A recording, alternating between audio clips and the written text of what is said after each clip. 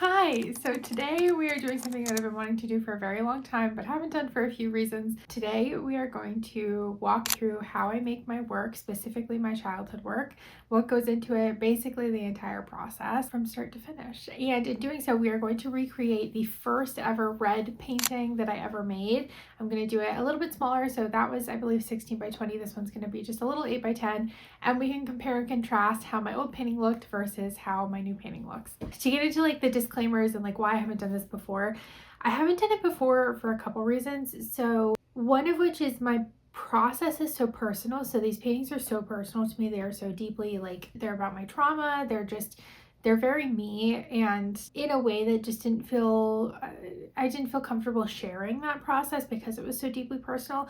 I feel a little bit more comfortable with it now because I've been doing this work for so long, and it is kind of like formulaic to me now. It's less so, it evokes less emotion than it used to in some ways. It's still very emotional work, but like it's not quite the same caliber. And the other reason is because something I love about social media in general is the access that young artists have now to tutorials.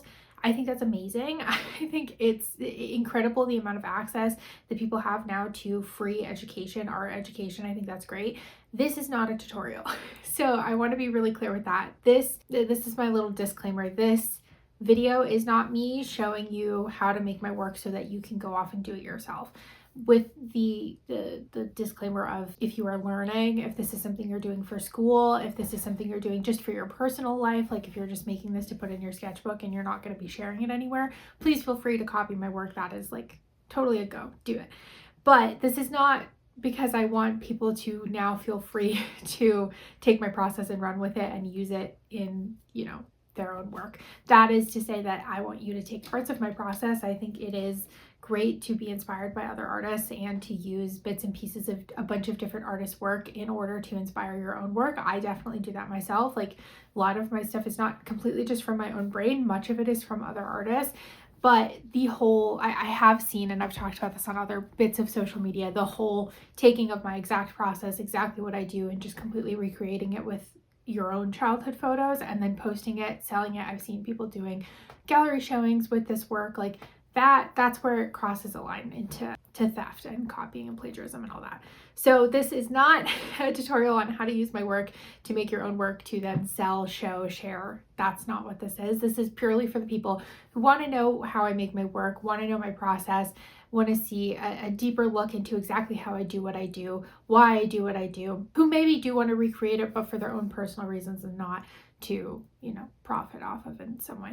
I'm really excited to show you guys how I do what I do and why I do it. So yeah, let's go. So I want to start off by talking about, sorry about my squeaky chair, all of my essentials. So these are all the things I have to have when I paint. First of all, we have my palette. Obviously we will clean this before I start painting because it is a little bit of a mess with some dried paint. I have the brushes I'm going to be using today. So I don't know if I'll end up using all of these, but what I have is just stuff that's appropriate for the size of the painting that I'm doing. Since I'm just doing an 8 by 10, not a giant painting, I'm not going to use anything too big. I probably won't even use this this larger square brush, but mostly probably these guys, if all of them. I might just use a couple of them, but we'll see. So I have those. I also have my palette knife that I need to clean, but I will use this to mix some of my paint. I mix some paint with my brushes and some paint with my palette knife. The bigger batches of paint I will mix with the palette knife, and then I'll kind of like add bits and pieces of colors as I go with my brushes. I have a jar of mineral spirits, so these will just be, this is just turpentine just to clean my brushes at the end. I don't usually use it while I'm painting. And then I have a jar of linseed oil. I probably honestly won't use this today because I typically use it for the end stages of paintings when I'm making like larger work that requires more layering. And then lastly, sorry, my cat is going to be trying to get in my way and probably meowing a lot of this time. So if you hear her or if you hear me struggling, that's probably what that is. I always have a drink with me of some kind. I feel like it's almost like a stim. Like I feel like I have to have something to sip on while I'm painting. Oh, and then of course, okay, so not lastly, but I have my iPad over here, which I'm not going to show, but I have my iPad. That is what I will be using to look at my reference photo.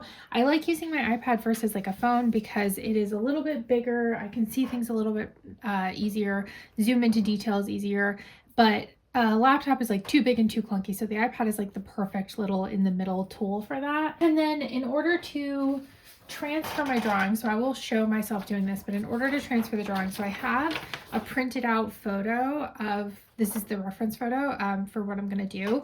And then what I do, you probably learned how to do this in high school, is I cover the back in graphite and then I tape it onto the panel, and I will copy, basically just like trace the lines that I want to do onto the panel so that the sketch is down there. I know this is a hot topic, but tracing to me is just something that helps me get into the studio a little bit easier. Could I sit down and spend the time drawing the image I want to draw in order to get what I need to paint? Yeah, I could. I learned how to do that in school. I know how to do it. I know how to draw. I know how to do proportions. I know all of these things. Does it take me a while because maybe I haven't practiced as much as some other people? Yeah, it does. And does that, there's kind of like a block in my brain of like the idea of going to paint feels a lot easier when I don't factor in that I have to draw. I'm not a huge fan of drawing. I don't hate it, but it's not my favorite thing. And my kind of view on it is that if what is holding me back from making a painting is something that I can solve by using technology, either using like a transfer or using a projector like I do on my larger work, then why would I not use that technology to then make myself be able to paint? I don't understand why I would limit myself or force myself to do something that I don't like to do. I still do practice drawing on a regular basis. Like I still try to keep that skill up. It's just not something that I find necessary to do when I'm trying to make something where I have the technology to not have to do it, if that makes sense. So let this be your permission to, if you want to, do a little tracing. That is to say, with the caveat of please do not trace images that are not your own or that you do not have permission to use, because that is, again, that's plagiarism. So no stealing stuff off Pinterest. Oh, my last essential. How can I forget? I am currently wearing a absolutely art covered sweatshirt and a very old pair of sweatpants that don't even really fit me anymore, because these are like my trash clothes. These are clothes that I do not mind getting stuff on, and I feel like that is so imperative when you're painting. If you are wearing clothes that you're worried about getting messy, you're going to be focused while you're painting on not getting your clothes messy, and that just like completely takes away from the process. So I am very pro either get an apron or a smock or something, or have clothing that you wear when you paint so that you're not worried about that and you're not like upset if you get paint on a nice shirt or something like that. Yeah, we are going to go into the next steps now. Just turn my light on. That's another essential. You should always have good lighting. I have this nice bendable lamp so I can get it at really like whatever angle I need it. And you can also change the temperature of the lighting. So if you want it more warm, it can be more warm. I think it's important when you're painting to have it pretty cool. You want it to be as close to like sky color as possible. And that's, that usually leaves more cool. So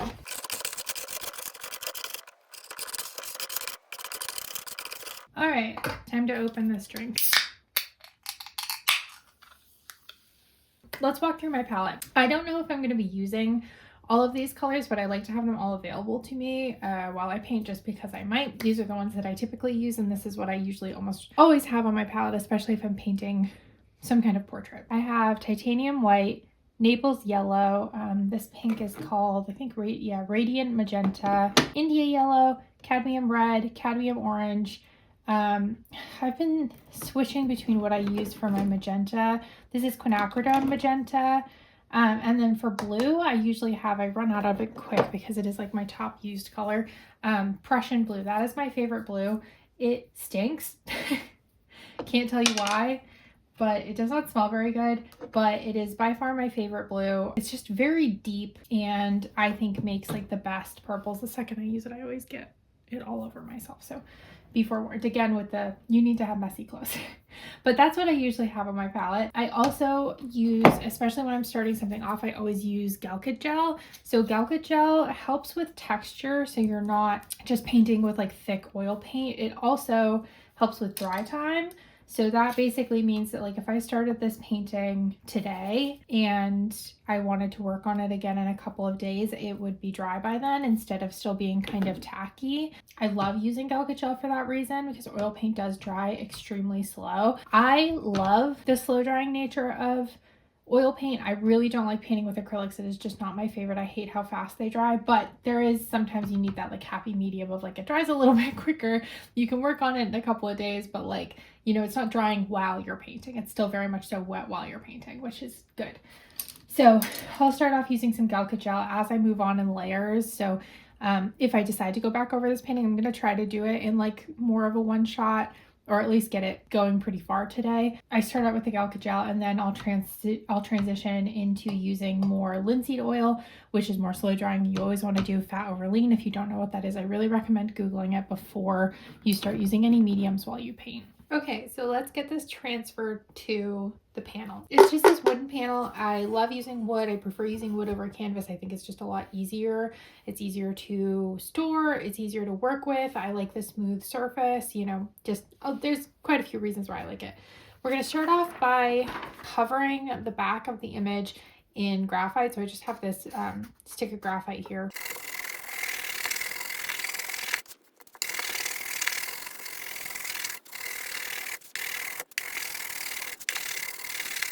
All right, so you can see, I'm going to cut this out now. You can see that this image is actually smaller than the 8x10 that I have. After I sized it to what I wanted it to be before I printed it, I did crop it a little bit just so that it, I was saving a little bit of ink, you know, not so much, but there were parts of the background that like I don't feel the need to trace. I'm tracing mostly just the figures. Getting everything in there wasn't really too important.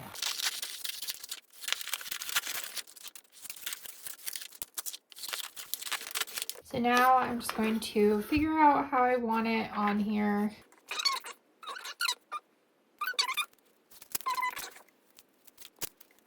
So that'll just help it from sliding when I'm tracing it. So let me get a pen. Pro tip, using a colored pen, so this is like a bright red pen, helps just to see where you've traced already, and so you don't go back over things a million times over. But now I'm just going to outline. So if you're familiar with my work, you know that the outlines I do or the paintings I make are with the figure kind of blocked out. So I am going to be tracing just the outline of my dad.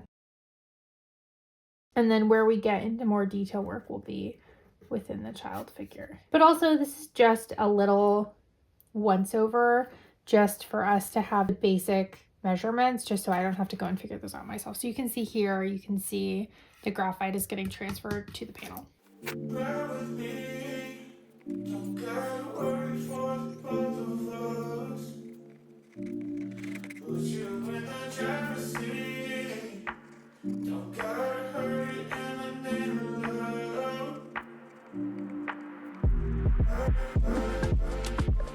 So I don't do this in every tracing, but sometimes I like to trace where the value changes are. And this one I'm doing it on the child's face just because there is so much like the lighting is so interesting. I feel like it's important that I just kind of get the general sense of where the value shifts are, just so that I'm not having to figure all of that out while I'm painting. Often when I do the tracings, I literally am just tracing where features are and just like the general placement of the figure. I'm not going into all of the other details. So for this one, it's a little bit different just because of how complicated the lighting is.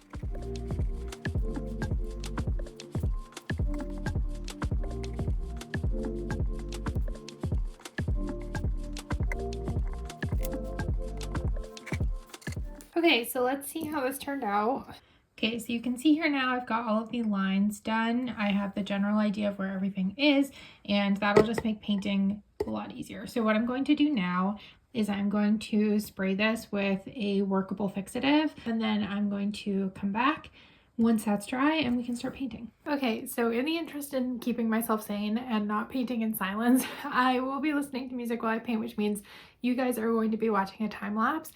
But I do want to start off by saying my process overall when I begin painting, and like you'll still see this in the time lapse, it'll just be fast. I always start off with my darks. So especially in this composition, you'll see there's a lot of shadow, specifically in like the child's face and my face.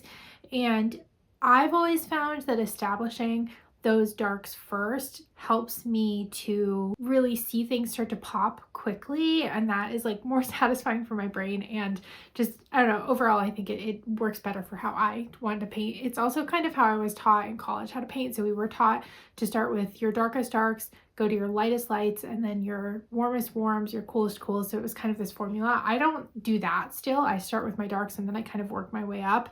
Sometimes I'll stop with some midtones and like go into my highlights just to try to bring, the shape and form out quicker. I always start with my darks. It's just how I start. I also do something that is like not always what's taught. I don't start with the background. So a lot of people like to establish the background first as a way to kind of, because when you paint the figure in, you're working with the figure and the background at the same time. And sometimes getting the background in first can help you with like doing the figure, because the figure is in front of the background, right? Like you're painting back to front.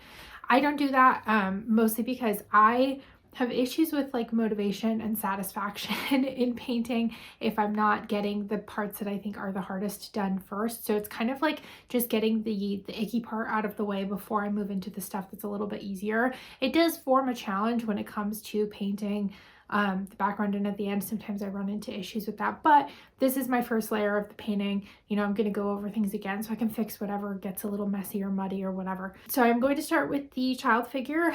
I'll start with the face, maybe the hand, because I'm also nervous about painting baby hand. This is like a pretty interesting composition in the way that the child's face is very like, the darks are very dark and there's not a lot of detail like in the eye area. It's going to be, I think, a pretty challenging painting. When I painted it the first time, I definitely simplified stuff a lot more than I usually do when it comes to, or I would say not that I usually do, but that I do now. Like I don't simplify things as much anymore when it comes to painting portraits. I do think that was partially because I was, that was years ago, and like I've improved in painting, but also it is a weird composition and it is going to be kind of hard to paint. So we'll see how it goes, but onto the time lapse.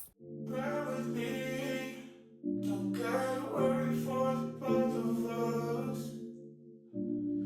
Put you in the driver's seat.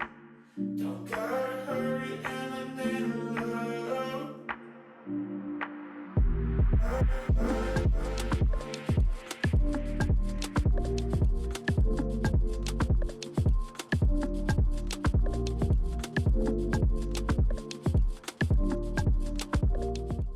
So I have finished the child figure, and again, this is just the first pass, so like this is not the final look, but right now this is where we are.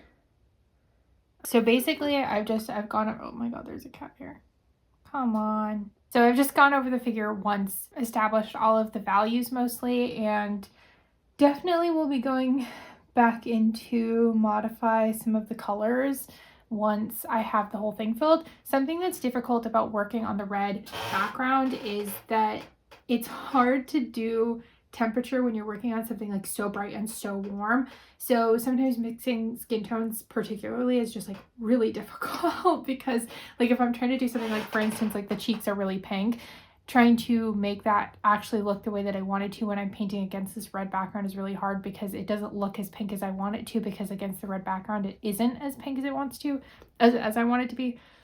Color theory, Once I have everything covered on the panel and I have that first layer done, I let it dry and I go back into it, it'll be a lot easier to kind of modify those colors and temperatures and get things where I want them to be. So I still think, even though it's like difficult to work on the red background, I still think it's worth it, because in the end, like the result of like having that red vibrancy show through, I think is I think it's beautiful. I love it, but it can be hard when you're not used to it.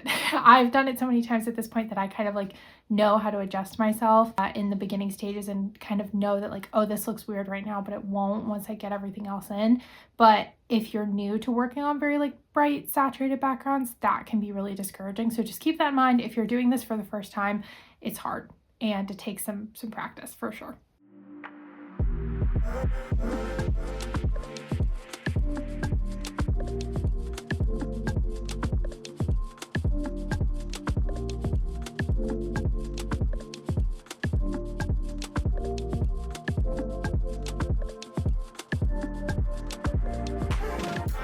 We are done for the day. I'm gonna let this dry and come back to it. I got the background in and I went over the red figure once. I also did like some textural stuff in with it. So lately I've been interested in doing like kind of drippy things within the red figure. I've been trying to figure out more ways to add texture or like some other element that isn't just like a flat color. I think that was interesting for a while, but it's getting kind of boring to me. So I think the drips are interesting, especially with like the element of water, like there's the ocean in the background, so it's kind of referencing that, and like fluidity, and just there's a lot of ways to read into it. But I'm pretty happy where we're leaving off right now. There is obviously a lot of work that needs to be done, but something you might notice that I went in and did at the end is I softened everything up. So it doesn't really look like it in the face because like the lighting in the face is so harsh. It's kind of, there's no way to really make it not high contrast. But I went in and like in the background of the hair against the sky, I softened it up. I softened up this figure against all of, all the elements of the background. I softened up the line right here. So there's no really harsh lines anywhere. That I think is important to do for the first layer because it allows you to go off in the second round and decide what you want to be a sharper line and what you don't. Making those decisions in the first round is just kind of is a little premature in my opinion. It doesn't work for me. So I like to leave that for, second and third layer choices. So everything is pretty soft right now and it'll stay that way until I go in for round 2. I also just want to quickly show you my palette. So this is what it looks like in the end. I did end up using every color that I put on my palette, plus I added cadmium yellow towards the end just for the green in the bush. I used up almost all the Galkit gel that I put down. So all of this will be dry within the next couple of days, and I will probably scrape it off my palette before I go start working on the painting again. There's not much left over though. I did end up only using brushes to mix just because I was making such small amounts of color. I didn't really need the palette knife in the end, and these are the brushes that I used. So I didn't end up using anything. There's Daphne. I didn't end up using anything smaller than this yet today. The smallest brush I used was this one on the end. Yeah, so I'm gonna go wash these, rinse them off in my turpentine first, and then I will wash them, and we will be back in a few days to finish this up.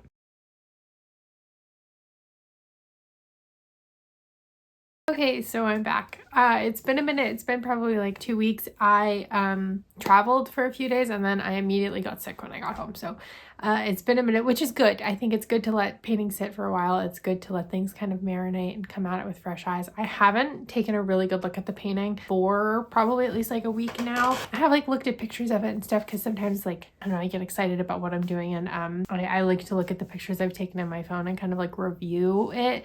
So I have a little bit over the past couple of weeks looked at it, but like in person, sitting down, really looking at it, it's been a minute. So let's take a look at it. It's also good to wait a little while because now it is completely dry, or, at least dry enough to do basically whatever I want to it. We have options of like, I could sand it down today. I like to sand to add texture. One thing I failed at is, I can't remember if I said this the last time I filmed, but I was going to try to not look at the old painting that I did because I didn't want, I really wanted this to be like fresh completely from new eyes. I did look at it because I was making like a TikTok or something, and I used a photo of the old painting for it. So I did take a brief look at it. It's funny because like I thought that I'd be way happier with this painting than I was with the old painting, but honestly, I really love that old painting, and I like how I did it, even though I remember it was like a really quick painting and it wasn't something that I put a ton of, I don't know, it wasn't my most like technically sound painting, but I still love it. And maybe just because it's sentimental, maybe I'm biased, I don't know. But so looking at this painting today, I need to look at the photo again to kind of really decide what I want to do, but like my initial thoughts are, I think the face is a little bit too warm, and I also really need to pull out the highlights because I know in the photo there's a lot more contrast between the like almost bright white highlights of the face because the sun is really like beating down on my face. Something I was thinking about when I was looking at it before is so what might differ a lot from this painting versus the last one I did is, so I blocked out the figure completely in the last painting, right? And I've done that with this one so far too. Something I was thinking might balance it out a little bit because I feel like it looks a little bit, I don't know if it's like clunky or just unbalanced, or maybe the lighting in the child's face just looks a little bit off because there's nothing going on within the red figure. So there's nothing to really I don't know, if they both had the really strong lighting going on, I feel like it would look a little bit like it made more sense. So I was thinking about just going through with maybe like a darker red or magenta and kind of adding just a little bit of shadow to the red figure, not really bringing out like a ton of features or anything like that, but maybe just like very basically adding just like some kind of form. I'm not sure. That might be something that I play with in Procreate before I bring it to the actual painting, just to see if I would actually like it or not, but we will see. For now, what I'm going to do is I think I'm gonna sit down and look at the photo for a while and go back into the child's face, really play with probably cooling a little bit of it down and then bringing out those highlights. I might be completely wrong. I don't know. Sometimes like it's not until I really get to sit down with the painting and start working on it that I figure out what I want to do, but just coming from it right now, it does read a little bit too warm. Yeah, let's dive in.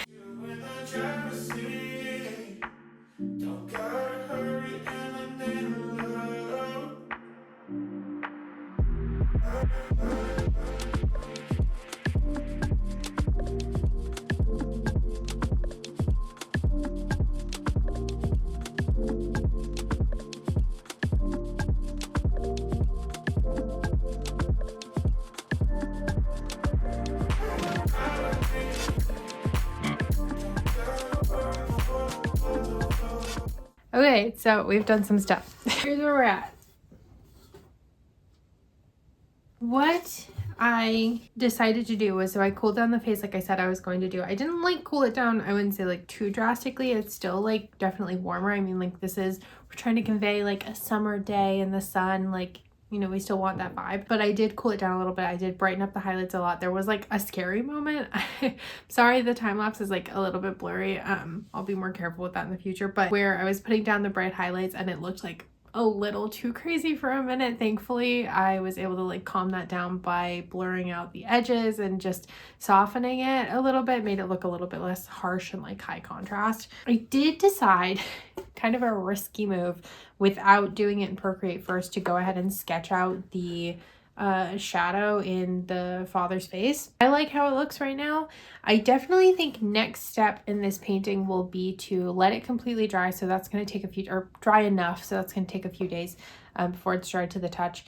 And then I'm going to go through and sand parts of it. So something that I really like to do in a lot of my pieces is to sand the background. I feel like it adds a lot of really fun texture, especially when you use like a really, not like a really why can't I think of the word? Not fine grit sandpaper, but like a loose grit sandpaper, like a rough grit. It adds just a lot of like, you know, movement to the piece, and especially like something that I'm trying to convey in this one, you can see in the girl's hair.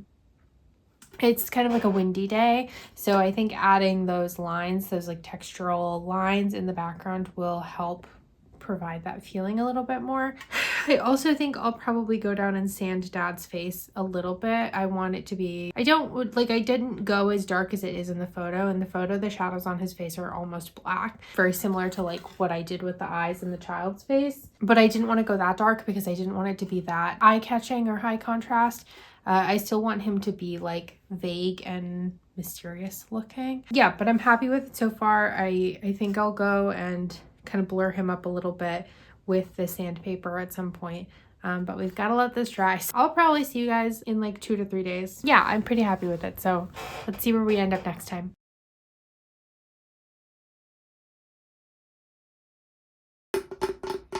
We're finishing this painting today. It's been a few more days. I feel like this whole process has taken a really long time. I've spent a lot of time thinking about what I wanted to do, letting stuff dry, just like, you know, I don't know, the oil painting process takes a long time. I'm finally ready, I think, to finish this today. So the plan for now is I'm going to do the sanding I was talking about. So I need to take it outside to do that safely. So I'm going to do that not on camera, and then I will show you guys what that looks like. And then after that, we're going to do the scribbles slash like writing over top of the piece that I usually do. I'm still a little bit undecided on what I want to write over top. There's like part of me that wants to stick to the original painting, and I want to keep almost the same title, like just make it like I'll Remember You As Red 2, because you know, it is the same composition, it is the same photo, but it is a little bit different just because it's the whole point of this to see how my style has evolved and stuff. But I do like the idea of sticking to that original title. Part of me wanted to go in a completely different direction. Something that kept popping into my head was the phrase, "The phone works both ways," but I think I want to do a different photo for that. You want to come up? I don't think that, it doesn't feel right for this painting for some reason. So I think I'm going to stick with the original I'll Remember You As Red. The only thing that's still popping in my head is like, where do I want to put it? Because I don't think I want to put it in the same spot that I put it in the last painting. I think that part is going to change. Okay, so I did it. So I'll include a photo of what it looks like now. It's a pretty like subtle change. I didn't go really drastic with this one. I feel like in the larger paintings, it makes more of a difference in the way that like there's more scratchy lines, and like, I don't know, the finer lines definitely add something. Yeah, I feel like in the bigger paintings, sometimes I go a little bit crazier with it. The smaller one, I was a little bit more soft-handed. What I wanted to explain, how I do it, why I do it, all of that. So I used 2 grits of sandpaper. I started off with 220, so that's like a very fine grit. That doesn't really leave any marks. It more so just kind of like softens parts of the painting and brings out a little bit of that like red background in like in a soft way. And then the fun part, the part that really makes a difference, is this is 60 grit. So I have also been using these sheets of sandpaper for years now. Like, they don't wear out quickly at all. So this is a very, very cheap tool to use. The 60 grit is what adds those like big scratchy marks that I really love. I love to see in the painting. I feel like they add a sort of like, I don't know, a little bit of like they add texture obviously, but they add kind of a mood of almost like violence and movement in a painting that maybe otherwise feels pretty like posed and static. So something that I was considering while I was doing this was whether or not I was going to sand over the red figure. I don't usually do that. I decided to do that this time because I feel like where I added the kind of shadows on top of the figure, I wanted to soften that up a little bit. I kind of wish when I had added those shadows that I had made them a little bit softer, maybe just blended them out a little bit, or I don't know. I like how sketchy they are, but at the same time, I feel like they could have maybe been a little bit more subtle, maybe a little bit lighter or something. I did make them pretty like dark. I still like them. I just wanted to kind of make them blend into the background a little bit more than they were. So that's why I did that. But I do think I'm going to probably go over them with some kind of scribbly something with the oil stick, just to bring the red figure back out and not have it as blended into the background. Maybe that might be with the original outline that I did in the original painting. Just something to differentiate that red figure from the background a little bit. Safety wise, this is important. Sanding your oil painting can be very dangerous. It is very dangerous to inhale oil paint, especially, you know, in like a dust form. Please wear a mask. Please do it outside or in a very, very well ventilated area. So what we're going to do now is I'm going to sit down and do the drawing over top, and then we will be done.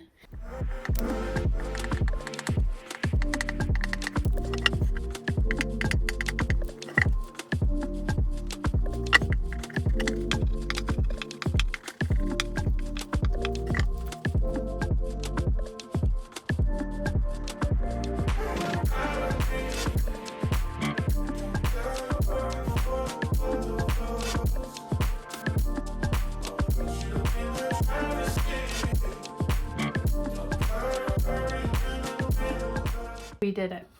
We're done. The final painting. Obviously, I will post some up-close clips and stuff, but I'm pretty pleased with how it came out. This was definitely really fun to film. This was a whole process. I really enjoyed it. I'll do more of these, I think. What I ended up doing, I want to show you what I use, obviously. So I use an oil stick. I used to use oil pastels, but they're not quite as archival and like they're not as stable on the surface. So I switched to using oil sticks per the recommendation of many people on my social media. So thank you, commenters. This is the brands that I use. They definitely have less of the crayon like quality that I liked with the oil pastels. Like, you have to use a little bit more technique to get it there, like in regards to what kind of pressure you're putting when you're doing like the writing or the drawing. I still really enjoy them, and obviously it's better to have them be archival. cat is meow. I decided to split the writing, so I did the I'll remember you and then as read at the bottom. I thought that worked. I might just do the title as I'll remember you and then have the as read kind of be in addition to that, because I feel like the I'll remember you as a standalone, like as the writing that you see when you first look at the painting, I feel like it works, you know, like just on its own, and then the as read is kind of like this bonus at the bottom, or like almost like a surprise if you like don't know my work or if you're just not familiar with the original painting. And then I also decided to, in order to add some of that texture and bring that red figure back out, do the outline, but that's really subtle. But I added some scribbles over like the highlights of where the highlights on his face would be. It's not really a highlight, like the value is very similar to what was originally. If anything, it might be a little bit darker. But I do think that it works just in regards to adding some texture and bringing some more interest and like bringing that figure back into the foreground rather than pushing it into the background, which is what the sandpaper did a little bit. Yeah, I'm really happy with the painting. I will include a final like scanned image of it at the end of this. If you watched all the way to the end, thank you very much for being here. This was a fun video to make. If there's any other like paintings that, I don't know, maybe other paintings you think I should try recreating from like the very beginning of when I did these red paintings, because I really enjoyed comparing and contrasting. Oh, I didn't even think, like, of course I need to sit down and compare it to the old one. So I don't have the old painting anymore. It did sell quite a while ago, but let me pull up an image of it. Okay, I have it on my iPad here. Wow. Yeah, they look quite different. That's really interesting. So I think just like off the bat, the proportions in the new one are much better. What I used to do, so like I will trace a lot of my images down with the projector. I think I mentioned that. But then what happens is like I do that very quickly. I'm not like super careful. It's mostly just to get the like very general proportions, so I'm not like fiddling with stuff all the time. But what will happen is when I do that, I go back into it, things move around and I end up having to tweak things and like make the proportions correct again. So like that happened with this one. I don't know if you noticed, like as watching the time lapse, but I had to go and fix the eyes like halfway through because just where I had like put other paint down,